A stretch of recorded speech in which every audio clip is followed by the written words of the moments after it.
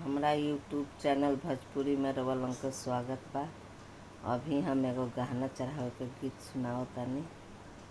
अच्छा लगी तो शेयर जरूर करें, कमेंट करें और लाइक सब्सक्राइब जरूर करें। लोगे भोजपुरी चैनल में रउआ के स्वागत बा, तो प्रणाम करतानी।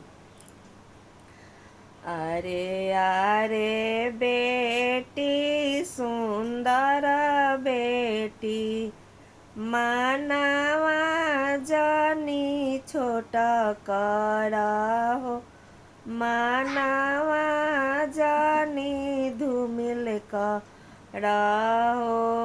तहरो जे ससुर जी साहेबावा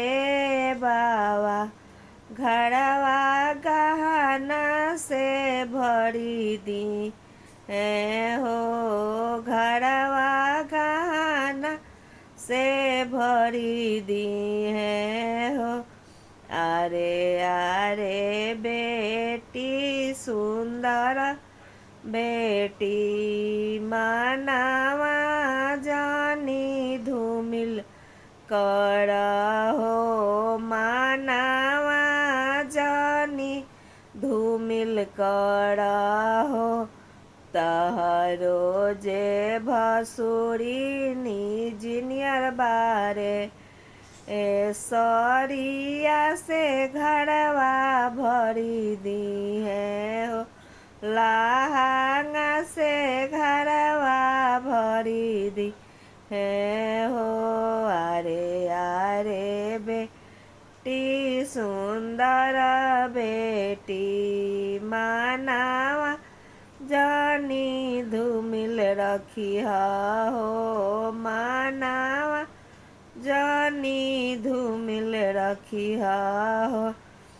तहरो दुलाहेब, तहरो दुलाहवा साहेब हुए, गहना से घर भरी दी हो, गहना से घर भरी दी हो।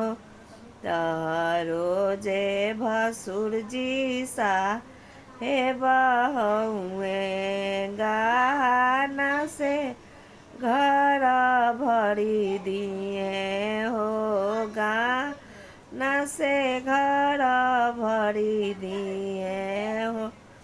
नमस्ते। गीत अच्छा लगी तो लाइक करम लोगिन, सब्सक्राइब करम लोगिन और शेयर और कमेंट जरूर करम लोगिन।